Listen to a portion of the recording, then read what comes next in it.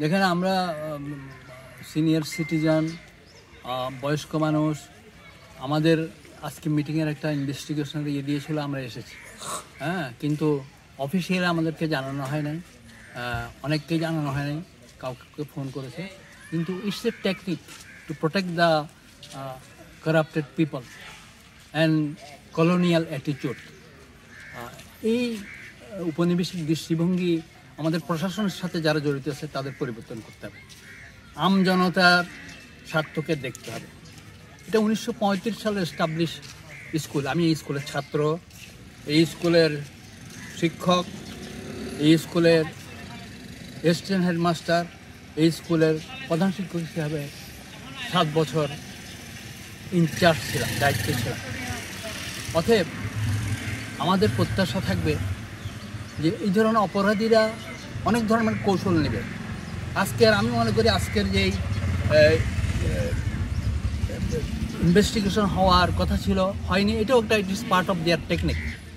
তো আমরা এরপরে আশা করব যে একটা জুডিশিয়াল ইনকোয়ারি এরপরে আমরা আশা করি না যে সুবিচার পাবো। কারণ একটা কথা আছে, justice delayed, justice denied, justice hide, justice buried. Justice তো ওনার ব্যাপারে জাস্টিস ডিলে হয়ে গেছে অনেক আগে, এবং প্রশাসন যদি ওয়াকেই বহাল না থাকে তাহলে এটা আমার মনে হয় যেন এটা একটা প্রশাসনের অন্ধকার। ওনার ব্যাপারে আমি সহকারী প্রধান শিক্ষক থাকতে ডিজিএফআই একটা ইন্টারভিউ নিয়েছে।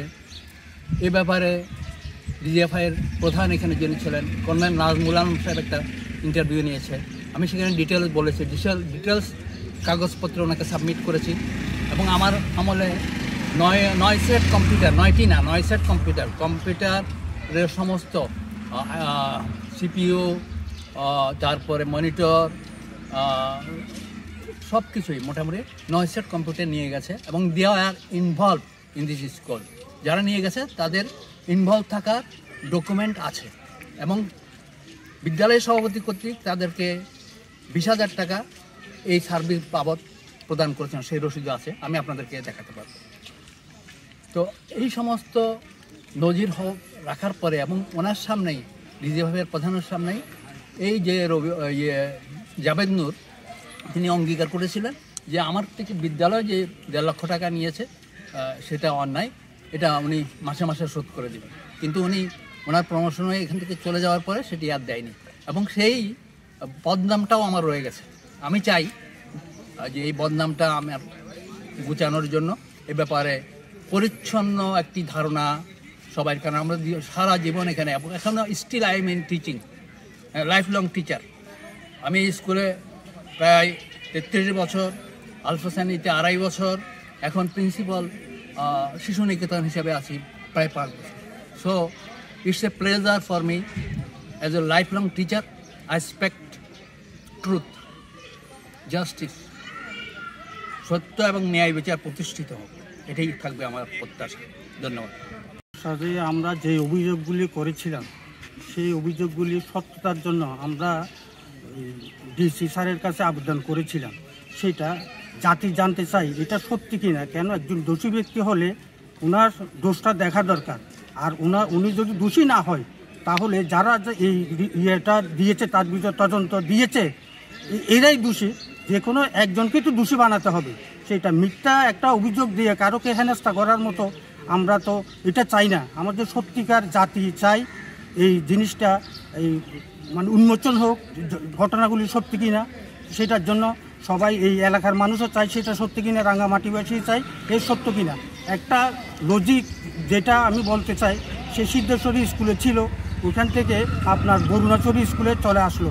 সেই ঢাকার মতো একটা ভালো জায়গা ছেড়ে বরুণাচরীতে আসার প্রশ্নই ওঠে না। কেন বেসরকারি স্কুলের নিয়মে একটা চাকরি নিতে গেলে আবার নতুন করে ইন্টারভিউ দিতে হয়, ইন্টারভিউর মাধ্যমে আসতে হয়, ইন্টারভিউর মধ্যে প্রথম হলে ওনাকে চাকরিটা দেওয়া হয়। এটা এমন না যে আমি একটা অপরাধ করলাম আমার পোস্টিং হয়ে গেলো একটা অন্য জায়গায়, সেটা না। এই 3টা জায়গায় ইন্টারভিউ দেবে, 5টা জায়গায় ইন্টারভিউ দেবে, 5টা জায়গায় আমার চাকরি হবে।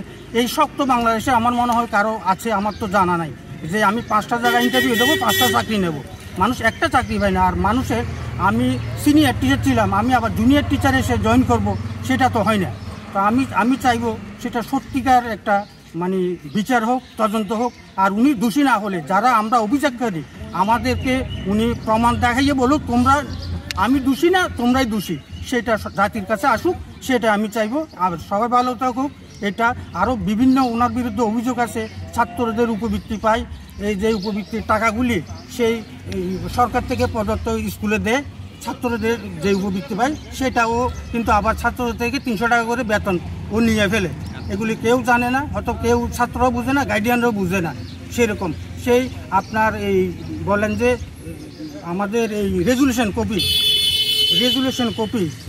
কপির মধ্যে কোনো রকমের মার্ক থাকে না, সিরিয়াল নাম্বার থাকে না।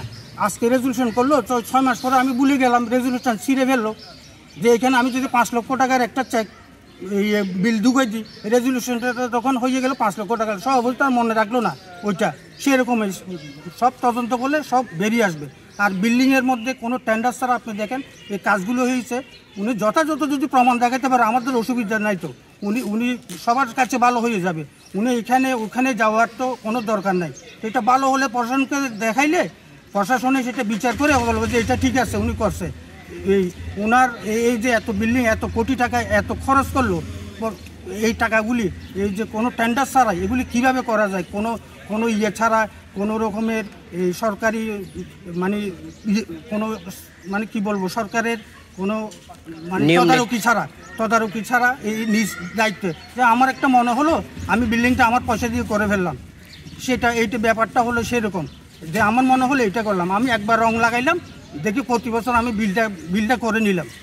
এইটা সবাই দেখতেছে স্কুলটা ভালো, স্কুলটা, কিন্তু ভিতরে কি হচ্ছে, যে ছাত্রদের কি হচ্ছে, এরা কেউ মুখ বোঝে না। আমার ছেলেটা পড়লে আমি গাইডেন হিসেবে মুখ খুলতে পারি না, কেননা আমার বাচ্চার উপর একটা প্রেশার আসবে, সবাই বলবো যে ভালো।